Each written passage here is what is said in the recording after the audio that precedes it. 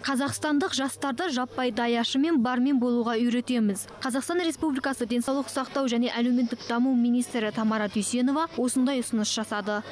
Әзірге бұл пилоттық жоба оңтүстік шығыс елдерінің тәжірибесіне сүйене отырып, жастарды қызмет көрсету саласындағы қысқа мерзімді курстарға тартамыз. Оларды жоғары дәрежелі мамандар үйретеді. Жастарға оқу тегін, тек жол ақысы мен тұрағын өз қалтасынан төлейді.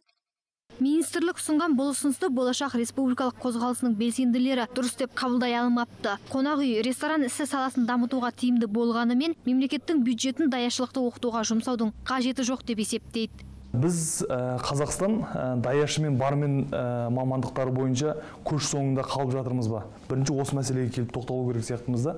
Біз жарайды, мықты экономисті, мықты менеджерді, мықты басқару құрылымдарында жұмыс жасайтындарды біз сыртта оқытуға болатын шығар мемлекеттің қаржысына. Ал біз даяшы мен барменнің оқуын шетелде оқып, басқа шығыс елдері болсын, батыс елдері болсын, ондай елдерде оқуына біз үзілді-кесілді қарсымыз.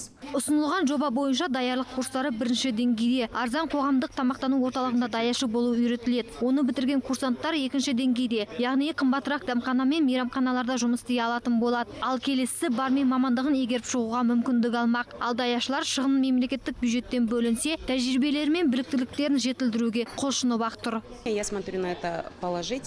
Мен бұл ұсынысқа оң көзбен қараймын. Даяшылықта 15 жылдық тәжірибем бар. Әрине, ресторан ісі саласында даяшыларға көбіне тәжірибе жетіспей жатады. Қазір кез келген салада ең бірінші тәжірибеге қарайды. Ең болмағанда бірнеше адамды тәжірибеде алмасуға жіберсе, олар келген соң басқалармен бөлісер еді. Бұл біз үшін жағымды болмақ.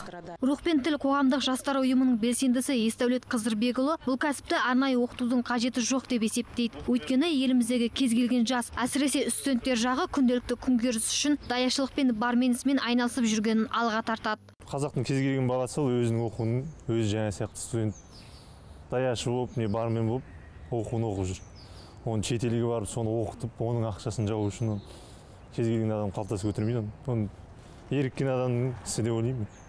Айта кету керек, бұл ұсынысты жасаушылар мұны әзірге пилоттық жоба дегенмен, бұл бізге қажет тәжірибе деп есептейді. Оған мейрамхана иелері мен қонақ үй және басқа да қызмет көрсету ұйымдарының мамандарын тарту көзделіп отыр.